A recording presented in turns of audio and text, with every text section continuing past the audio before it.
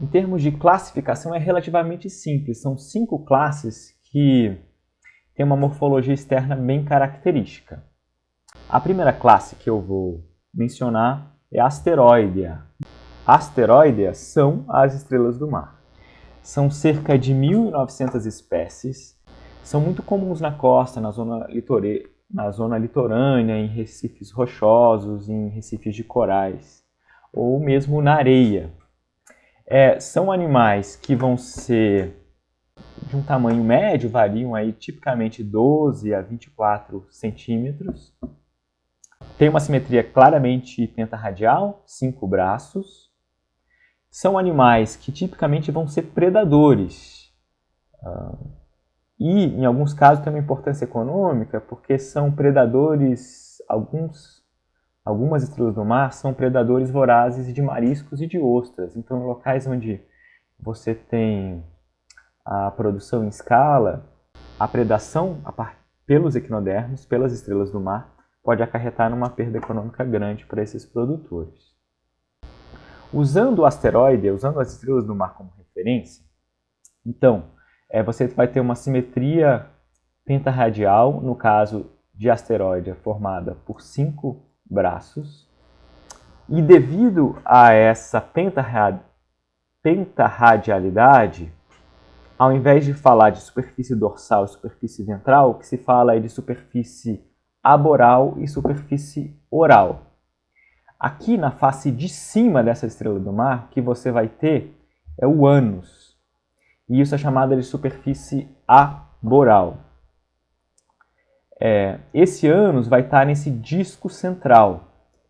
Além disso, numa posição aqui um pouco afastada do centro, você vai ter um madreporito, que é uma estrutura que é a abertura para aquele sistema hidrovascular que eu mencionei. Dentro dessa estrela do mar, você vai ter uma série de canais onde o líquido desse sistema hidrovascular circula e a abertura para o ambiente externo desse sistema hidrovascular se dá pelo madreporito. Na superfície oral, que é a parte de baixo da estrela do mar, você vai ter aqui na parte central a boca. A partir dessa boca vão sair 5 sulcos, que são chamados de sulcos ambulacrais. Nesses sulcos ambulacrais é que você vai ter esses pés ambulacrais, de 2 a 4 fileiras desses pés ambulacrais que estão sendo mostradas aqui. É frequente também nas estrelas do mar, em alguns outros equinodermos, que esses pés ambulacrais tenham uma ventosa que vai auxiliar a estrela do mar ou ao outro equinodermo a se fixar no substrato. Em toda a superfície dos equinodermos também é muito comum a presença de espinhos ou tubérculos, que estão sendo mostrados aqui. Então, quando você pega um esqueleto de um equinodermo, ele é cheio de espinhos e cheio de tubérculos. Também é característica de vários equinodermos a presença de pequenas pinças, que são chamadas de pedicelária. A outra classe são os equinoides, Equinoidea. Dentro de Equinoidea você vai ter os ouriços do mar e as bolachas da praia. Aqui está mostrando um ouriço do mar. Os equinoides são cerca de 1.000 espécies. E uma característica dos equinoides é que eles vão ter o esqueleto formado por grandes placas, formando uma espécie de armadura. No caso dos ouriços do mar, eles também vão ter uma grande quantidade de espinhos, que são móveis e também fazem parte aí desse esqueleto. E pode acontecer de que na ponta desses espinhos tenham glândulas com veneno.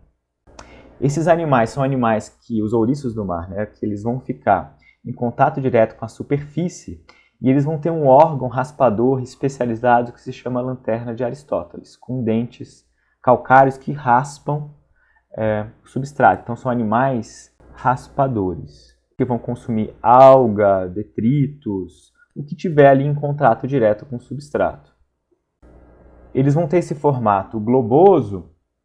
Nessa figura aqui não dá para ver, mas eles também têm claramente uma superfície pentarradial. E os pés ambulacrais, aquele sistema ambulacral, vai ser utilizado, por exemplo, para fixação no substrato e também para locomoção ao longo desse substrato. Dentro de Anquinoidea, você também tem as bolachas da praia. As bolachas da praia, ao contrário do ouriço, não tem um corpo globoso, tem um corpo achatado.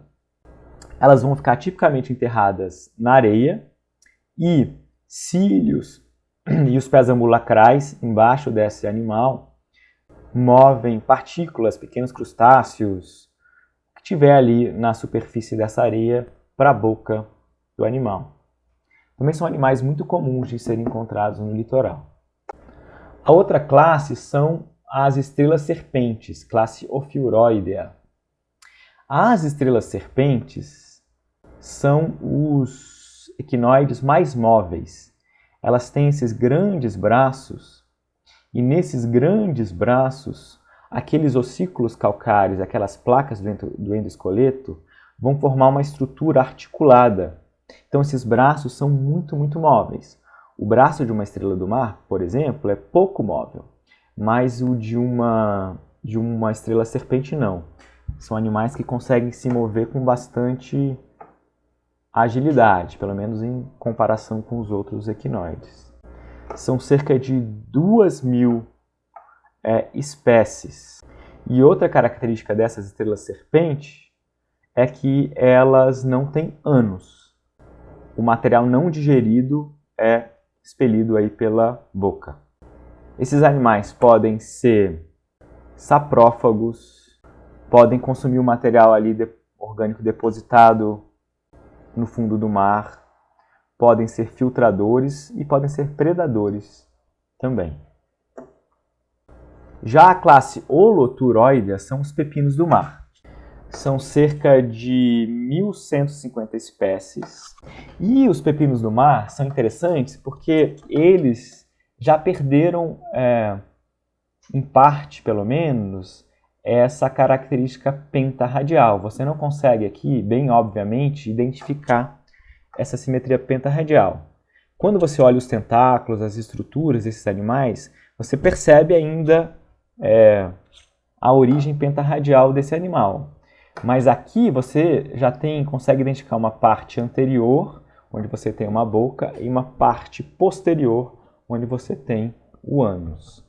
Então são animais muito carnosos, eles têm poucos ossículos, então a sustentação deles vai ser dada principalmente pela força hidráulica.